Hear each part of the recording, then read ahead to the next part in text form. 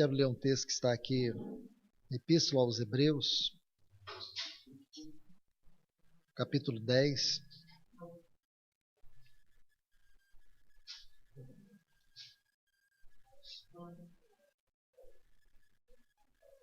O versículo 19.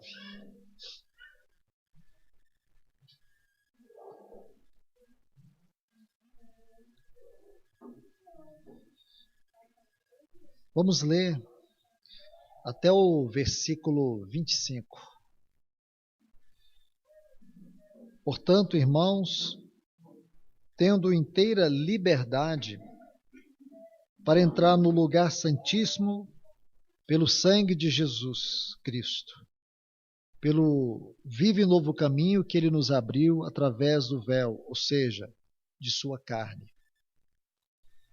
Tendo um grande sacerdote sobre a casa de Deus, aproximemo-nos com sincero coração, em plena certeza de fé, tendo os corações purificados da má consciência e os corpos lavados com água pura.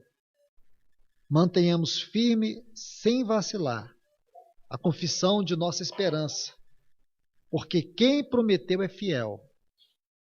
E consideremo-nos uns aos outros, para nos estimularmos ao amor e às boas obras, não deixando de nos congregar, como é costume de alguns, mas exortando-nos, e tanto mais quanto vedes que aquele dia se aproxima. Vamos orar. Pai, no nome de Jesus, nós estamos aqui reunidos em Teu santo, grande, poderoso e majestoso nome. Confiado, Senhor, que é o Teu desejo abrir o Teu céu sobre nós, falar à Tua igreja nesse tempo. Senhor, nós confiamos no poder e na presença do Teu Espírito Santo. Que Ele possa nos revelar mais, um pouco mais da Tua mente. Mais um pouco daquilo que está no Teu coração para nós. Senhor, nosso desejo é que o Senhor venha pelo Teu Espírito se dispensar a nós. Ajuda-nos, em nome do Teu eterno e maravilhoso Filho Jesus. Nos ajude. Amém. Pois bem, meus irmãos e irmãs, após lermos estes textos, quero compartilhar um pouco com vocês acerca do sacerdócio de Cristo Jesus. Primeiro, permita-me colocar aqui para vocês algo muito particular desse capítulo 10 da Epístola aos Hebreus. Se você observar cuidadosamente, de maneira bem didática, você vai ver que esse capítulo ele tem algumas divisões. Isto é, do versículo 1 até o versículo 18 aqui nós temos uma seção. Depois do versículo 19 até o versículo 25 nós temos uma segunda seção. E por último, do versículo 26 até o versículo 39 nós temos uma outra seção. Isso indica que aqui nós temos 3 sessões. Então vocês podem ver claramente 3 sessões dentro deste capítulo. A sessão que nós lemos é essa aqui, que vai do versículo 19 até o versículo 25. Isso tem algo particular e muito importante, porque é assim que nós lemos a Bíblia, é assim que nós interpretamos a palavra de Deus. É assim que nós podemos conhecer um pouco mais da mente do Senhor. Deus, pelo seu Espírito, Ele soprou sua palavra. E Ele colocou ela de uma maneira didática, que nós temos que ter a percepção do Espírito para poder entender. A Bíblia não é um amontoado de textos que você interpreta do jeito que você quer. Você precisa da ajuda do Espírito Santo para compreender estas sessões. Às vezes um capítulo ele tem apenas uma única sessão, mas é muito comum você ver várias sessões dentro de um capítulo. Estes editores da Bíblia, eles nos ajudam muito nisso. Nós não podemos desprezar. Você pode perceber, eu não sei qual é a versão que você usa, Mas a minha versão é a Reina Valera. E nesta versão, graças ao Senhor, eles observaram estas divisões. Então, por que eu estou colocando isso? Porque, veja bem, o versículo 19, é preciso que leiamos mais uma vez esse versículo, porque ele é muito rico. Ele tem uma profundidade, ele tem uma grandeza que precisamos da ajuda do Espírito Santo para mensurar toda a grandeza, toda a profundidade, toda a dimensão que nós podemos encontrar nesse versículo. Diz assim: ou portanto, irmãos, tendo inteira liberdade, talvez na sua Bíblia esteja intrepidez. Essa palavra é muito importante. Essa palavra fala de uma ousadia, de uma segurança destemida, uma coragem firme e destemida. Então, por favor, quero que você entenda que essa palavra intrepidez é uma palavra-chave que está dentro deste versículo. Essa palavra ocorre algumas vezes aqui nesta epístola aos Hebreus. E ela não ocorre por acaso, não. Se você tiver tempo de examinar esta palavra, você vai ver que ela ocorre de uma maneira muito singular. Um exemplo, por favor. Vem comigo aqui no capítulo 2.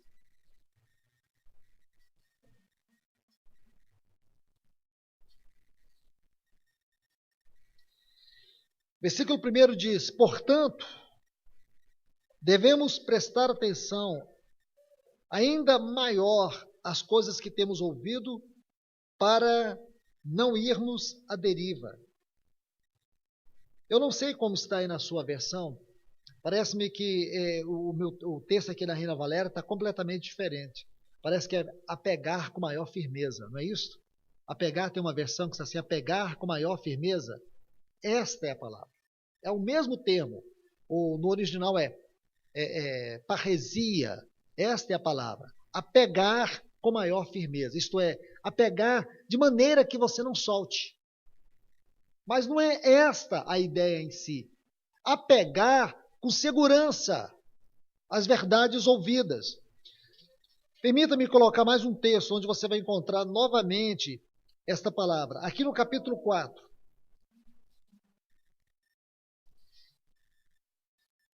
Versículo 16.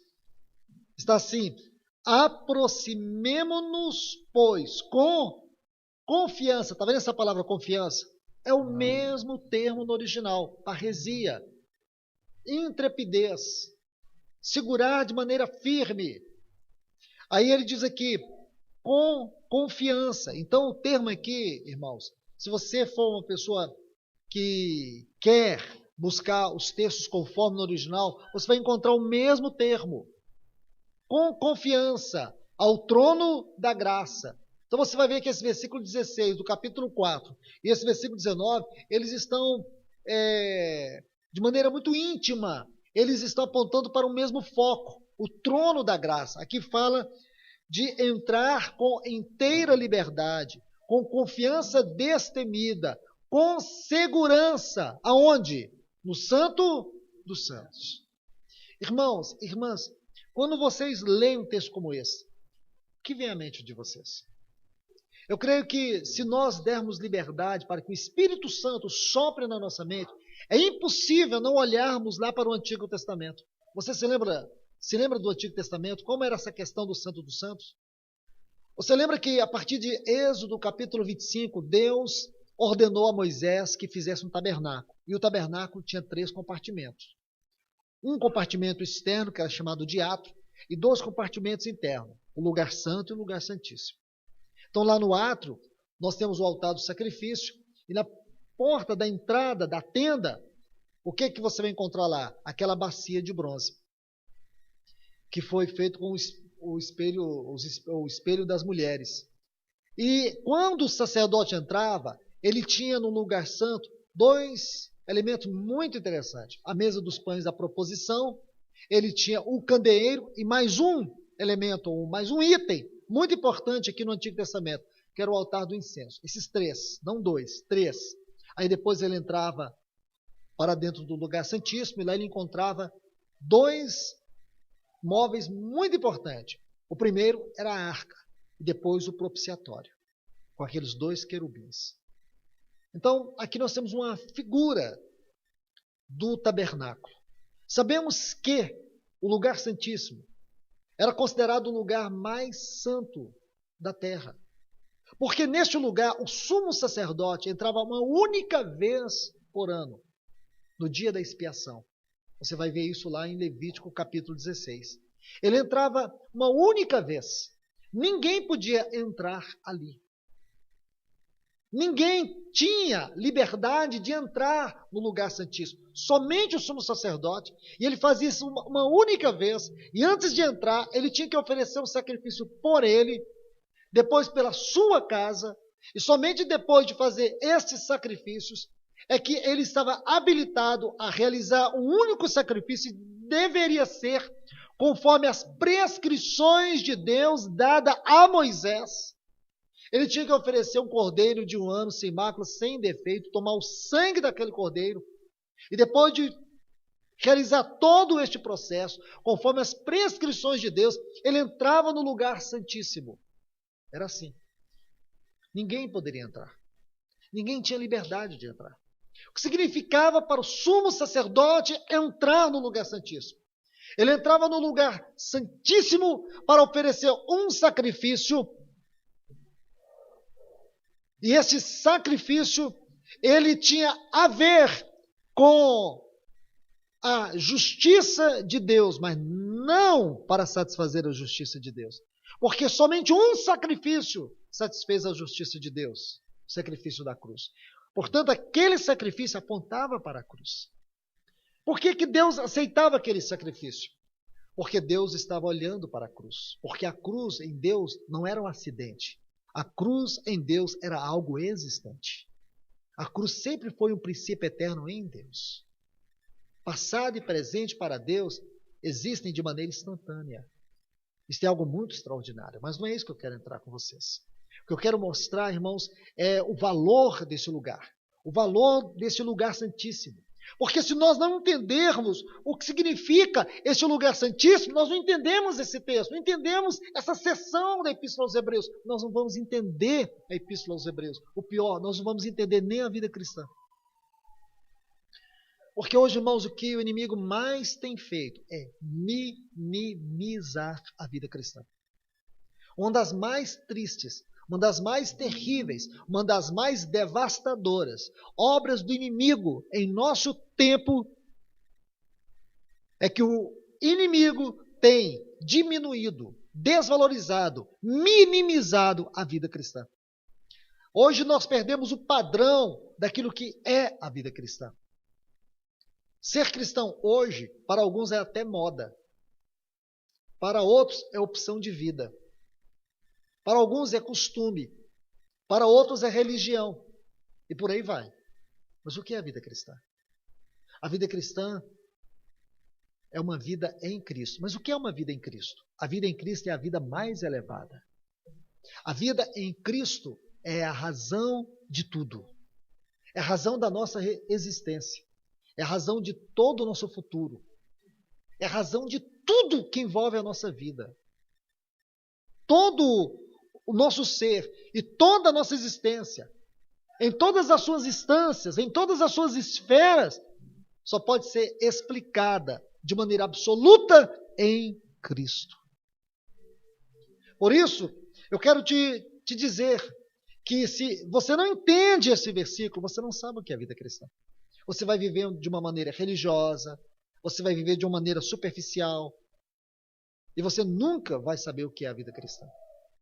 Porque agora o escritor dessa epístola ele vai abrindo para nós como que nos levando em degraus a entender algo aqui. Eu preciso passar primeiro por esse ponto para mostrar um outro detalhe muito interessante, que eu acho que vai aguçar mais a mente de vocês. Então o ponto é esse, o lugar santíssimo. Então nós sabemos que este, podemos colocar assim, era o lugar mais elevado em termos de santidade e glória. Do ponto de vista terreno, não havia um outro lugar como este. Também ninguém podia entrar neste lugar, a não ser um único homem, um único dia. E não mais que isso. E ele não poderia entrar de qualquer maneira, porque se ele entrasse de qualquer maneira, ele morria. Ele tinha que oferecer um sacrifício por ele e pela sua casa, e somente depois disso que ele entrava. Então, essas coisas nos mostram a grandeza desse texto. Porque quando o escritor desse epístola diz, tendo, essa é uma palavra muito rica, porque embora seja uma palavra tem um sentido genérico no Novo Testamento, mas ela é importante. Significa que é algo que você tem e tem com segurança. Algo que você tem e que ninguém pode te tirar. Está entendendo? Então, quando ele diz, tendo, pois, intrepidez, é como se ele acumulasse um pouco aqui de superlativos, de exageros de linguagem. É como se ele estivesse reforçando as verdades. Tendo, pois, você tem algo que ninguém pode te tirar. O quê? Ousadia. Você tem agora uma liberdade destemida. Você tem uma posição segura. Que posição é esta?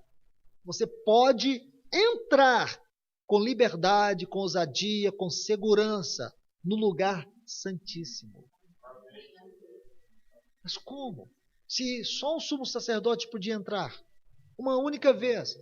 O que significa entrar no lugar santíssimo? E existe algo mais interessante. Se você faz uma análise da frase de maneira absoluta, segundo os tempos verbais e os modos verbais conjugados aqui, significa não é um entrar, é que é um entrando.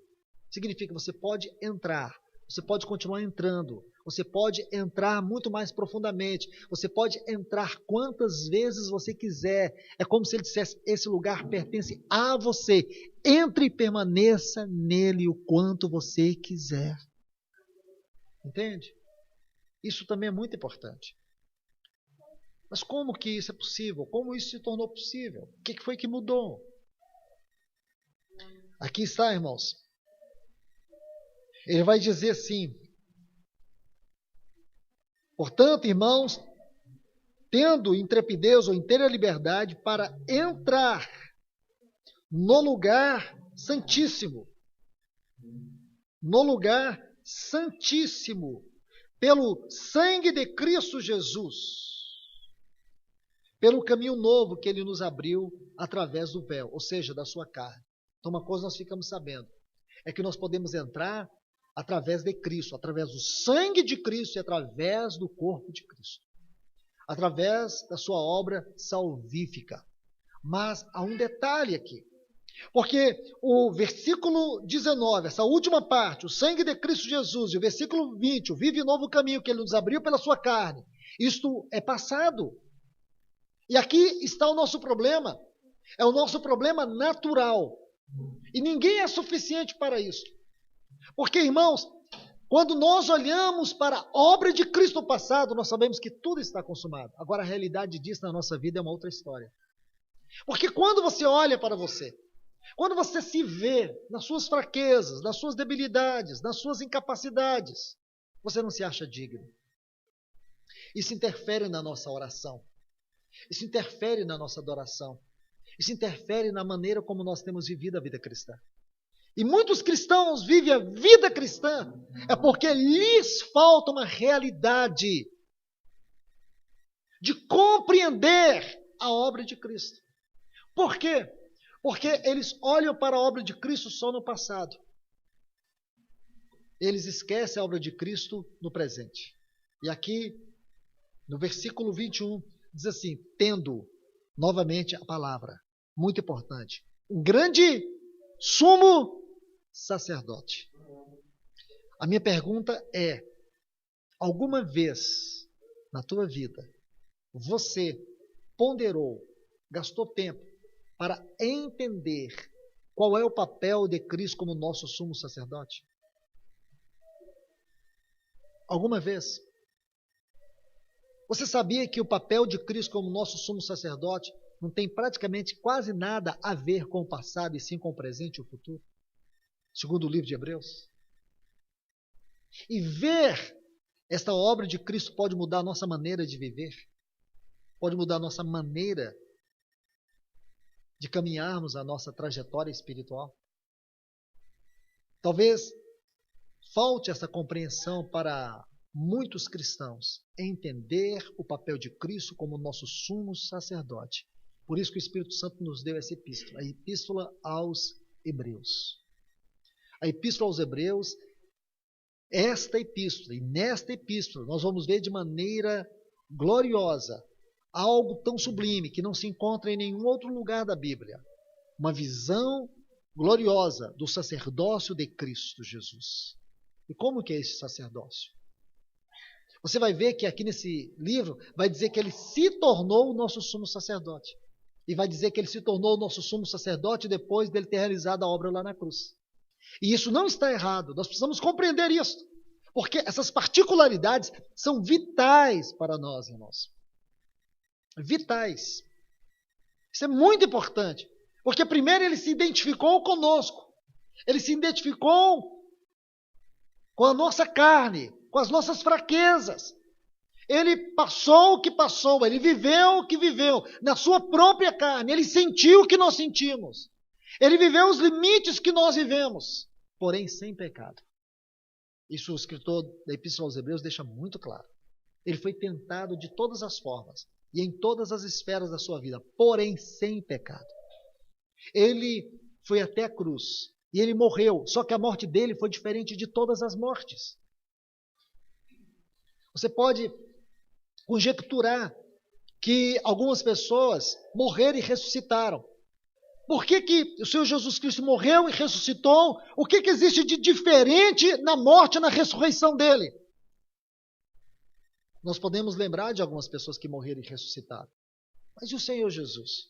Podemos até pensar naqueles que não experimentaram a morte, como Elias, como Enoque. Qual a diferença do Senhor Jesus e desses? É grande.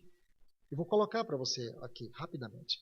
Primeiro, que ele não morreu como morrem todos os homens.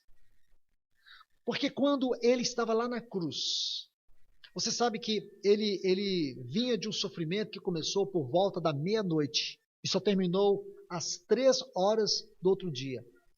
Os sofrimentos que ele passou, humanamente falando, nos falta palavras para poder entender e estudar como os escritores, especialmente os evangelistas, e eu posso aqui dizer de Marcos e Lucas, talvez foram aqueles que usaram as palavras mais fortes para falar da morte de Cristo Jesus. Desde o início, desde aquele momento que ele foi para o jardim do Gólgota. Me perdoe, do jardim do Getsêmani e depois até o Gólgota. Então, desde o Getsêmani até o Gólgota, toda essa trajetória que ele percorreu, tudo o que ele passou, é algo que você precisa entender à luz da Bíblia. Quando você lê o Evangelho de Marcos, capítulo 15, quando Marcos diz que quando ele orava lá no Getsêmani, diz assim, e caindo por terra, a ideia que a gente tem é que ele caía por terra, por sua fraqueza, e depois se levantava e continuava orando. Essa é a ideia que nós temos, mas o texto original que Marcos escreveu não é assim. As palavras de Marcos no capítulo 15, diz que uma angústia de morte começou a esmagá-lo. Lucas vai dizer que o seu suor transformou-se em gotas de sangue. A ciência chama isso de hematidrose. Então é como se uma pressão angustiante e uma tristeza mortal comece a assombrar o coração e a vida do nosso Senhor. E a maneira como ele orava ao Pai era tão intensa, era algo tão forte. Ele estava buscando uma força interior sobre-humana, debaixo de uma grande pressão pelos nossos pecados, porque a cruz não foi um teatro de Deus. A cruz foi a realização mais séria que Deus fez. Ter gerado a cruz foi gerada por Deus, não foi gerada pelo homem, não foi gerada pelos romanos, nem tampouco pelos judeus enfurecidos, mas a cruz, ela procede de Deus. Deus mesmo que gerou aquela cruz. Ele teve que sofrer nele mesmo toda a dor para poder resgatar o homem. Então, quando ele leva seu filho à cruz, aquela foi uma das mais profundas manifestações e demonstrações, ou demonstração do grande amor de Deus por nós. Por isso que João 3,16 diz que Deus amou o mundo de tal maneira que deu seu filho. Esse deu aqui é o que você tem que enxergar na cruz. Então Marcos vai dizer que ele caindo. A palavra ali no original é um cair abrupto. É como se ele perdesse toda a força, e de maneira que ele caía com o seu rosto. Ele caía sobre toda a força do seu corpo, caía ao chão. E a ideia, e você vai ver isso em Marcos, aqui na Reina Valera, a leitura ainda é um pouco melhor do que na versão atualizada e corrigida também em português. Então dá a ideia que ele levantava. E à medida que ele levantava e ele continuava caminhando, ele caía de novo. E isto, a lama foi se misturando àquela hematidrose. Por isso que o aspecto do nosso Senhor vai se desfigurando. Lembra de Isaías, quando Isaías diz assim, olhamos para ele, não havia nenhuma beleza que nos agradasse. Porque o suor misturado à lama, daquele jardim frio, aquela noite fria, aquele era o aspecto do nosso Senhor. E se multiplica isso depois, as torturas. Multiplica-se isto, as dores que ele passou pelas torturas. Quando ele vai ser levado para receber aquela quarentena de açoite, não era um homem qualquer, não era um soldadozinho qualquer. Quem realizava aqueles açoites era um especialista na arte da tortura. Ele tinha um chicote chamado flagelo, que quando era aplicado, ele era aplicado de uma maneira sistemática, segundo a ordem de um comandante. Então ele não era espancado repetidas vezes ou seguidas vezes consecutivas, mas sim seguidas vezes pausadas. Então pense nisso. Então vinha um chicote, então ele sentia a dor daquele chicote, depois um outro chicote. De forma que, segundo a tradição conta, e teve um estudioso chamado Frederic Zugibe, ele escreveu um livro falando sobre isso, ele demorou 40 anos para estudar a crucificação de Cristo. Escute, 40 anos. Ele foi médico legista do Instituto Médico Legal de Nova York.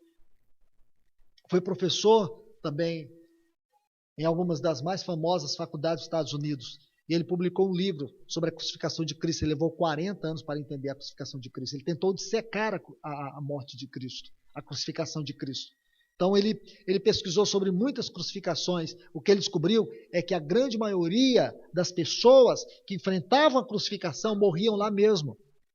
Agora, por que o nosso Senhor não morreu? E diferente de todas as pessoas, porque geralmente as pessoas que eram crucificadas estavam presas, nosso Senhor não. Ele foi preso e julgado e sentenciado à morte numa mesma noite. Os seus sofrimentos foi diferente, porque Barrabás já estava preso, perto da fortaleza Antônia. O Senhor não, ele começa a sua prisão à meia-noite. Ele fica toda a noite acordado, fraco, frágil, por tudo que ele passou, por todos aqueles julgamentos. Foram 6 julgamentos que ele passou. 6. E sabe o que encontraram nele? Nada. Não havia uma nódoa do pecado. Então como que ele podia morrer, irmãos? Porque a morte só toca e retém, ou a morte só segura e retém aquilo que o pecado toca. Como a morte podia tocar ele? Então a morte dele foi diferente. Então quando ele estava lá na cruz, depois de passar todo aquele tempo, todas aquelas 6 horas, pendurado, você não faz ideia. Sabe o que significa estar pendurado lá naquela cruz? Vou te falar. Se você estuda sobre a crucificação, você vai ficar assombrado. Os soldados esticavam o braço do condenado como se estica a corda de um violino. Então o braço tinha que ser muito, mas muito bem esticado. Então eles seguravam com toda a força, esticavam o máximo que podiam. E aqui nessa região, eles perfuravam com um cravo. Depois, flexionavam o joelho do condenado, colocavam os seus pés um sobre o outro. E sobre os 2 pés, eles pregavam com um cravo. Então, significa que toda a sua tensão e toda a sua força estavam nos seus músculos, do ombro e sobre os seus joelhos. Significa que a dor chega a matar a pessoa. As pessoas que estavam ali não suportavam, muitos morriam ali, só de dor. E o pior é que as pessoas não conseguem falar, porque falar, respirar, dói, é multiplicar. Você se lembra que ele falou 7 palavras lá na cruz? Então, quando você descobre tudo isso, você pensa, como que ele conseguiu falar aquelas 7 palavras? E você vai descobrir que cada uma daquelas 7 frases tem um significado muito profundo. Então, entenda, a morte dele foi diferente. Quando ele chega e diz assim para o pai, Pai, nas tuas mãos eu entrego o meu espírito, aqui está a chave.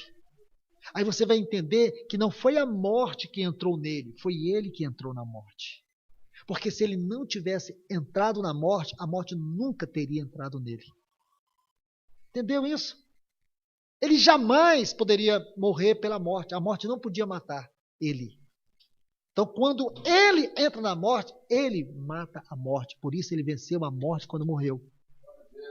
Você entendeu isso? Quando ele entrou na morte, ele venceu a morte. Então você pensa, nossa, o nosso Senhor Jesus Cristo morreu. Então, a partir de hoje, toda vez que você disser essa frase, você vai lembrar, ele morreu porque ele entrou na morte. Não foi porque a morte entrou nele. Ele foi o único que entrou na morte. Todas as pessoas, todas, que morrem, é porque a morte entra em seus corpos. Mas o nosso Senhor Jesus, ele entrou na morte. E quando o Pai o ressuscitou, foi diferente. Porque quando o Senhor Jesus Cristo ressuscitou a Lázaro, o que ele disse? Lázaro, sai para fora. Mas Paulo, quando ele entendeu a ressurreição de Cristo, em Efésios 1,19, ele usa 6 palavras para falar disso. E qual a suprema grandeza, seu poder para conosco, os que cremos segundo a eficácia da força do seu poder. 6 palavras. O qual exerceu em Cristo, Efésios 1,20, ressuscitando-o dentre os mortos. Mas ele não só foi ressuscitado dentre os mortos, o Pai o ressuscitou para colocar acima de todo o principado, acima de toda potestade, acima de todo nome que se possa referir, não só neste século, mas no vindouro, para que ele possa ser o cabeça sobre todas as coisas, o deu à igreja, a qual é o seu corpo, a plenitude daquele que enche todas as coisas. Estão vendo, irmãos? Então, nosso Senhor morreu. Esta é a obra que ele realizou lá atrás. Nós temos que olhar para isso? Claro que temos, irmãos, porque esse é o fundamento da nossa vida. Se nós estamos aqui e podemos dizer que os nossos pecados foram perdoados, é porque Ele morreu por nós. É porque Ele venceu a morte. É porque Ele venceu os pecados. É porque Ele venceu o inferno. É porque Ele venceu Satanás. É porque Ele ressuscitou. Mas Ele não apenas ressuscitou. Aqui nessa epístola vai dizer que Ele entrou por nós. Isso é tão significativo, irmãos. Isso é muito significativo, porque isso tem a ver com o seu sacerdócio. Ele entrou por nós. Ele foi à nossa frente. Ele é o nosso precursor. Essa palavra precursor é aquele que vai à frente, aquele que entra primeiro, aquele que foi primeiro.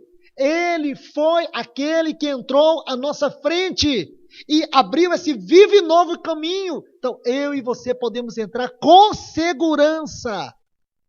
Paulo, escrevendo Colossenses, capítulo 2, versículos 14 e 15, ele diz assim, que havia um escrito de dívida que era contra nós. Observe isso, irmãos. Porque você tem que ler esse texto, tem que conhecer um pouco da tradição judaica. Segundo a tradição judaica, quando uma pessoa devia para outra e não tinha como pagar, a pessoa chegava até o sacerdote e dizia, aquela pessoa me deve. E ela não paga, ela não tem como pagar. Aí o sacerdote redigia toda a dívida daquela pessoa e colocava lá na porta de sua casa. Era uma vergonha. Porque todos que passassem na porta da casa daquela pessoa e olhassem para ela, ia ver lá no umbral ou na porta aquele escrito de dívida. Imagine isso, irmãos. Como que era a nossa dívida. Então Paulo diz assim, e tendo tomado o escrito de dívida que era contra nós, cravou-la na cruz do Calvário. E tendo despojado todo principado e potestade, os expôs publicamente ao desprezo, quando dele triunfou lá na cruz do Calvário. Está vendo isso, irmãos? Foi o que o nosso Senhor fez por nós. Isso é passado. Graças a Deus por isso. Agora, por favor, olhe aqui o versículo 21.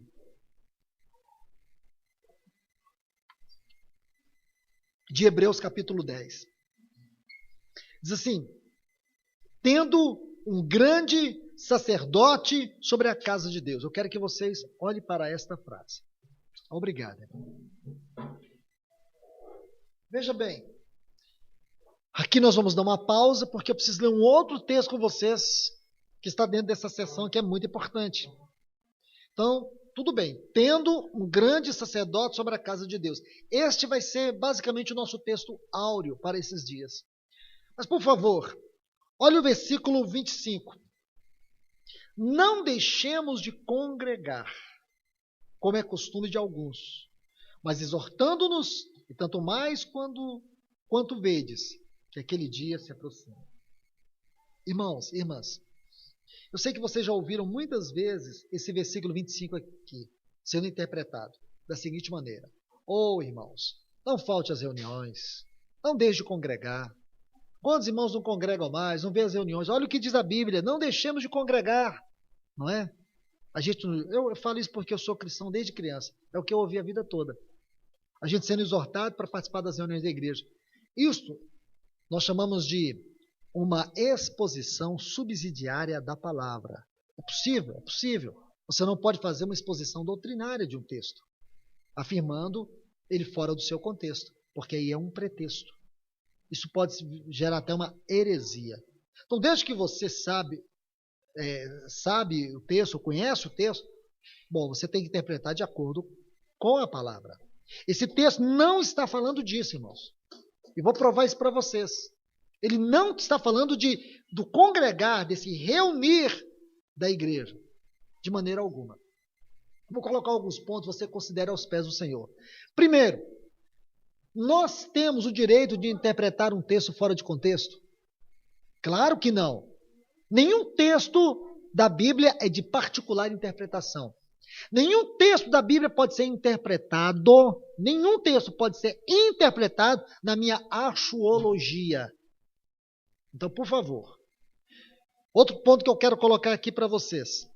Quando você pega essa palavra congregar, e você examina essa palavra conforme o seu original, e isso é um princípio espiritual de erudição, de interpretação, de aplicação e de revelação da palavra. A palavra, ela precisa ser interpretada, ela precisa ser revelada e ela tem que ser aplicada. Então, interpretação, revelação e aplicação são os três aspectos do ministério ou do exercício do ministério da palavra para a edificação da igreja. Então, por favor, irmãos, quando você pega essa palavra congregar, você descobre que, de maneira sábia e gloriosa, o Espírito Santo dispôs esta palavra apenas 2 vezes em todo o Novo Testamento. E por quê? Você acha que esse livro aqui é um livro qualquer? É um livro que 40 autores, num período de 1.500 anos, em 3 continentes diferentes, pensa nisso, 40 autores, em 1.500 anos, em 3 continentes diferentes, eles escreveram 66 livros, e esses 66 livros, eles não divergem um do outro. Existe uma mística, existe uma mente divina neste livro, irmãos. Você não tem como dizer que este livro, por mais que ele tenha passado por mais de 40 versões até chegar a nós, muita coisa talvez tenha se perdido, mas eu quero te falar, a essência e a vida desse livro não se perdeu. E digo mais para vocês, se um dia nos tirar todo este livro e deixar só uma folha dele, seja ela qual for, através dela ainda Deus vai falar à sua igreja por mais umas 10 gerações. E falo para vocês, se sobrar uma genealogia daquelas que a gente não gosta de ler, ainda falo para vocês, ainda nessa genealogia Deus vai nos falar. Então, quero dizer para vocês, este livro é a palavra de Deus. Não pode ser interpretado de qualquer maneira. Então, essa palavra congregar só ocorre 2 vezes. E mais ainda, os eruditos do passado, eles tinham um princípio de estudo da Bíblia assim. Eles diziam que quando uma palavra ela foi encontrada pela primeira vez, ali se estabelece o seu princípio. Este é um outro argumento que eu tenho aqui para apresentar a vocês. Aonde que essa palavra congregar ocorre na Bíblia? Aqui, em 2 Tessalonicenses, capítulo 2.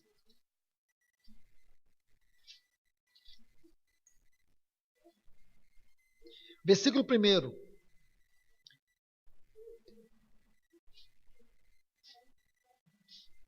Está assim: quanto à vinda, 2 Tessalonicenses 2:1, quanto à vinda de nosso Senhor Jesus Cristo e a nossa reunião com Ele, nós rogamos, irmãos, somente isso. Porque nós não vamos interpretar o texto, vamos buscar uma luz no texto. Essa frase aqui, ó, reunião com Ele, está vendo? Se você for numa chave linguística, ou se você tem alguma ferramenta que te ajuda a encontrar os textos no original, ou se você tem aquela chave linguística, ou o Novo Testamento interlinear, então você vai pegar aqui e vai descobrir que a palavra aqui é epissinagogue. Isso ocorre 2 vezes, epissinagogue. Só ocorre aqui em 2 Tessalonicenses, capítulo 2, versículo 1, e em Hebreus, capítulo 10, versículo 25. É a mesma palavra congregar. Então, como que se traduz esta palavra aqui no versículo 25?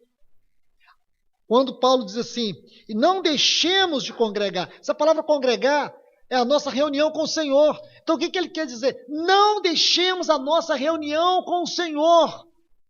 Mas o que ele quer dizer com a nossa reunião com o Senhor? Veja, irmãos, como inicia a sessão aí de Hebreus capítulo 10, essa que está aqui no meio, essa segunda sessão. Como inicia ela e como termina? Ela inicia nos exortando, nos encorajando a entrar no lugar santíssimo. E como ela termina? Ela termina nos exortando, não deixemos de permanecer no lugar santíssimo, porque o lugar santíssimo é a nossa união com o Senhor. É o aspecto mais elevado da nossa comunhão com o Senhor. Podemos estar aqui, irmãos, nessa terra como estamos. Podemos estar aqui nessa terra com todas as nossas limitações. Podemos estar aqui nessa terra com todas as lutas e dificuldades, e até mesmo com as nossas fraquezas, mas existe algo que nós temos o Senhor. E a nossa vida com o Senhor não é uma coisa pequena não, irmãos. A nossa vida com o Senhor é uma reunião de glória. Está vendo, irmãos? Quando Paulo escreve aqui, por favor, Colossenses capítulo 3. Colossenses 3.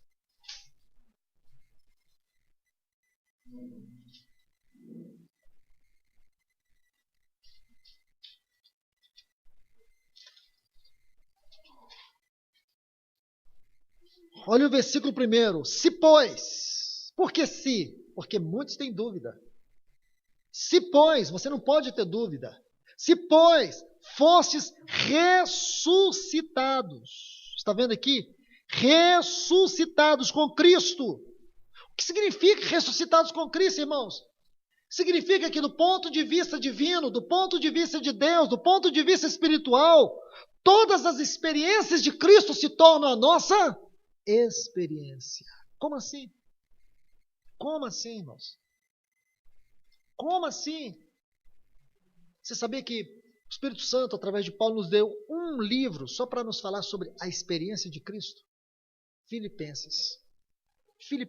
Lembra, no capítulo 1 de Filipenses, versículos 20 e 21, ele fala de Cristo ser engrandecido no seu corpo, quer pela vida, quer pela morte. Ele diz, porque para mim o viver é Cristo, se eu morrer é lucro. Então ele fala de Cristo sendo engrandecido no seu corpo. Oh, isso é lindo, irmãos. Cristo engrandecido no nosso corpo. Isso chamamos de a experiência de Cristo. Mas essa epístola não fala só da experiência de Cristo, fala da experiência também de viver Cristo. Porque um aspecto é objetivo e o outro é subjetivo. Um aspecto é aquilo que nós temos, outro aspecto é a realidade disto. Um aspecto é doutrina, o outro aspecto é realidade.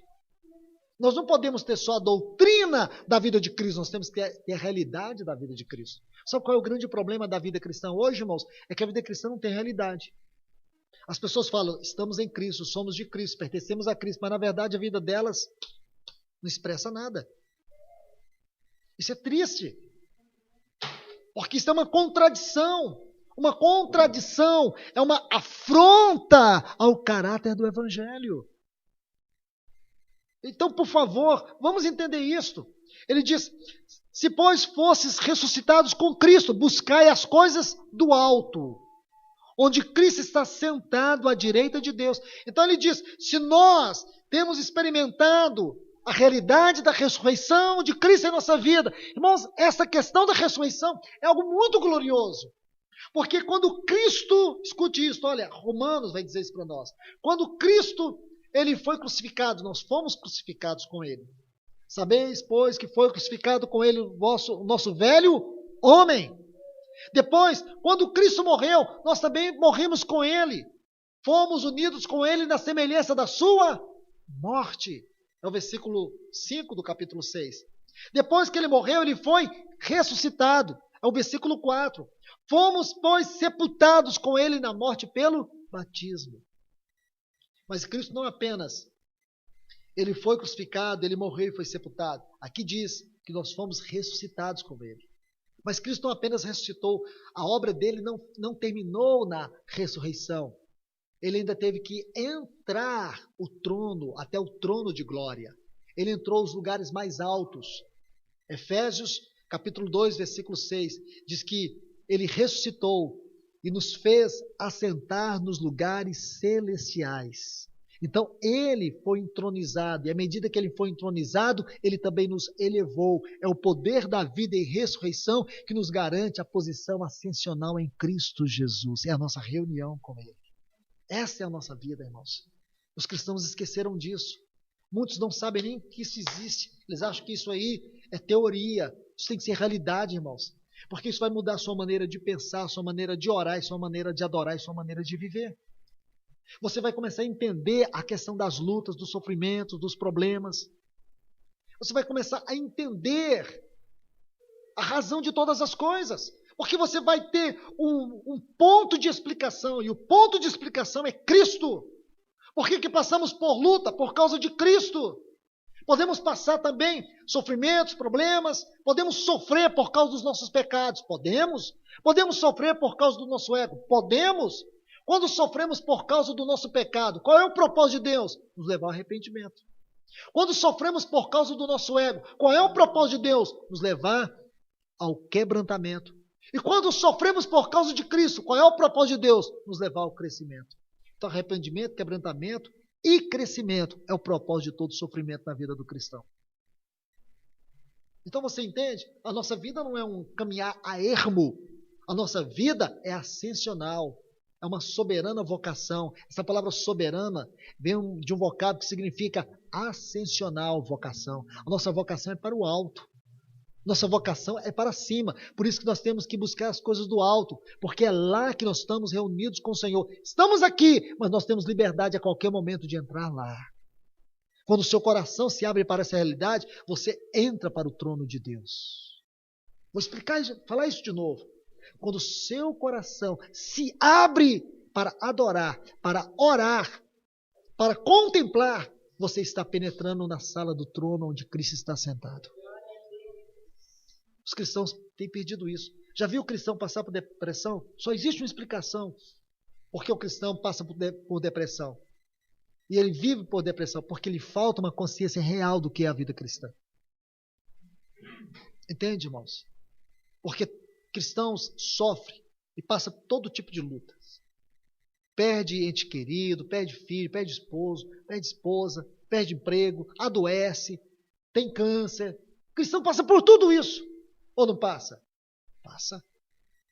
Pelo menos, onde eu conheço irmãos, eu vejo isso. Eu vejo isso. Eu tenho convivido com pessoas que sofrem. E sei que vocês também convivem. E qual é a resposta que a gente tem? Dar água benta para elas? Mandar fazer campanha?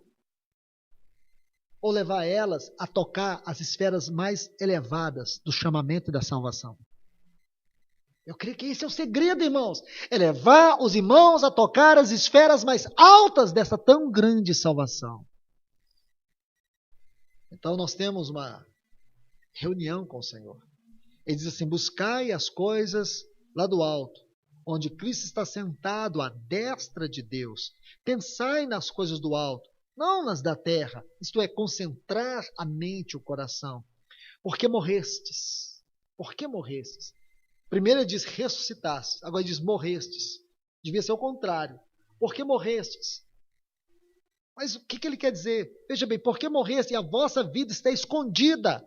Isso aqui é lindo, irmãos. Olhe bem, nossa vida está escondida com Cristo. Nós temos que capturar a força deste texto, irmãos. Nossa vida está escondida na vida de Cristo. Nossa vida está dentro da vida de Cristo. Isso é inclusão. Isso tem que ser realidade, irmãos. Porque nós passamos por muitas dificuldades. Quem que se olha no espelho e diz, sou satisfeito? Ninguém é satisfeito. Nós não somos satisfeitos com nós mesmos. Não somos satisfeitos, muitas vezes, nem com o nosso cônjuge. Não somos satisfeitos com o emprego que temos, com a casa que temos, com a roupa que vestimos. Uma insatisfação toma conta de todas as áreas da nossa vida. O que é isso, irmãos? Isso é ego, isso é carne, isso é falta de consciência. O cônjuge que você tem, Deus, de maneira milimétrica, desenhou ele para você. Ele é aquilo que a cruz tem que ser um caminho de vitória, de crescimento, de quebrantamento para o nosso ego, porque nossa carne não se satisfaz com nada. Se Deus te desse uma pessoa perfeita, você estragava ela. Então o problema nunca é o outro, o problema é eu. Entende? O problema é esse ego. Você não está satisfeito com o emprego que você tem, não? Se você fosse Bill Gates, você era um infeliz. Você entende? Você não está satisfeito com a saúde que você tem, não? Porque se você fosse uma pessoa extremamente saudável, com certeza você teria uma deficiência mortal em outra área da sua vida. Então escute, irmãos, nossa vida só tem explicação nesse texto. Nossa vida tem que estar escondida em Cristo. Aconteça o que acontecer, permaneça lá, não saia de lá. Você está lá com Ele. Entende? É lá que você vai encontrar resposta para tudo. Tudo. Quando te faltar algo aqui, Deus te dá graça. Sabe o que é Deus te dá graça? É Deus te dar uma medida de Cristo que vai te satisfazer nas áreas onde você é deficiente. Graça é Deus nos dar mais em Cristo. Isso é graça. É Deus nos dar mais em Cristo. Especialmente onde nós temos necessidade. Então, irmãos, por hoje eu quero apenas colocar isso aqui para vocês. Para que amanhã a gente possa entender de maneira mais prática. Como é possível isso? Como é possível pessoas como nós, como eu e você, pessoas tão cheias de deficiência, pessoas tão cheias de fraquezas, pessoas tão insatisfeitas, pessoas muitas vezes tão vulneráveis e suscetíveis a tantas quedas, pode viver uma vida no lugar santíssimo. Esta é a verdade da Epístola aos Hebreus. E este é o ensino acerca do sacerdócio de Cristo. Agora vocês vão entender. Agora vocês vão entender porque hoje ele tem esta posição eterna de ser o nosso sumo sacerdote. A sua posição hoje não é de ser o nosso Salvador. O nosso Salvador, ele já cumpriu. Agora é o seu sacerdócio. Entender o seu sacerdócio enriquece a nossa vida. E não é um sacerdote qualquer. Ele é um sacerdote segundo a ordem de Melquisedeque. Tudo começa por aqui. O que significa Melquisedeque? O que é isso? Espiritualmente, o que significa isso? Vamos estudar um pouquinho ali no capítulo 14 de Gênesis. Eu creio que o Senhor vai levar-nos a entender que a vida cristã é uma profundidade de riqueza espiritual, de graça, de amor, de misericórdia. Uma vida cristã sensacional, irmãos. Deus não nos deixou abandonados aqui nessa terra. Deus não nos deixou à mercê das nossas fraquezas. Ele colocou um sumo sacerdote por nós. É lindo quando essa epístola diz que ele entrou por nós. Essa frase, por nós, diz tudo, irmãos. Não precisa de colocar muita força para interpretar essa frase. Ela já diz tudo, por nós. Porque se fosse de nós e por nós, já teríamos sucumbido ao inferno. Mas ele entrou por nós, porque nós não teríamos condições de entrar. Nós não teríamos como alcançar a justiça de Deus em nosso favor. Mas ele entrou por nós e satisfez todas as exigências da justiça de Deus. E satisfez. Então agora, irmãos, nós podemos dizer que nós não estamos devendo nada para o diabo. Porque ele não deve nada e nem ficou devendo nada. Ele cumpriu tudo em nosso favor. Agora, o que ele está fazendo hoje é algo que nós temos que conhecer. E essa epístola vai nos mostrar. Eu não quero cansar mais os irmãos hoje. Mas amanhã, se o Senhor permitir, nós vamos retornar aqui e entender este grande sumo sacerdote. Se você entender esses pontos que foram colocados hoje, por que nós temos essa liberdade de estar no lugar santíssimo. O que significa isso? Este reunir com o Senhor, este congregar aqui do versículo 25, eu creio que você já deu passos significantes. E agora é só entender mais deste assunto, compreendendo do ponto de vista do sacerdócio de Cristo Jesus. Que Deus vos abençoe. Vamos orar. Pai, no nome de Jesus, nós te adoramos e te enaltecemos nessa noite, com um coração grato, Senhor, por estarmos aqui aos teus pés recebendo a tua palavra. Obrigado, Senhor. Muito obrigado por nos falar de maneira tão clara. Te adoramos, Senhor. Tu és digno de toda honra, tu és digno de toda glória, tu és digno de todo louvor. A ti pertence a honra, Senhor. E nós estamos aqui para te honrar. Obrigado, Senhor, por nos dar a tua palavra pelo teu Espírito. Obrigado por abrir sobre nós os teus céus. E te pedimos, Senhor, fale a nós. Revela-te a nós mais e mais nesses dias, Senhor. Mostra-nos mais do teu amado Filho Jesus. Queremos ver nele, Senhor, as grandezas da tua mente, dos teus pensamentos acerca de nós. Ajuda-nos, Senhor, a compreender mais do sacerdócio de Cristo Jesus em nosso favor. Nós te pedimos nesta hora, em nome de Jesus, que a tua palavra ela penetre profundamente no nosso coração. Em nome de Jesus. Amém.